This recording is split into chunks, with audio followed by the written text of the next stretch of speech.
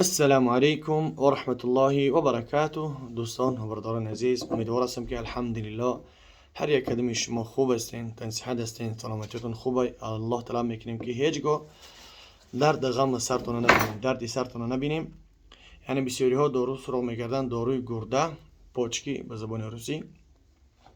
همین در ما هسته، کدامی که سنگی گرده دارن، کدامی که یعنی وسپلینی دارن، خنکی دارن، ابین ویشیست برای خوب میکنه. انشالله سنگ گرده را میبراره و همچنین برای ایره استفاده بردن میتونه که هم سینال و هم ایره انشالله یعنی استفاده برین. امیدوار هستیم که الله اولش الله دیمش که شاید که همین دارو سبب شوه و الله سبحانه و تعالی برای شما شفای کامل و عاجل عطا بفرمایه.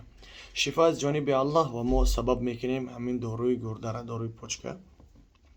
خداوند هر یک از ما و شما نیابان باشه.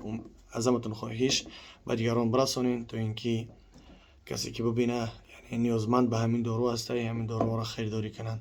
در امان الله باشین. خداوند نگهبانتون باشه. السلام علیکم.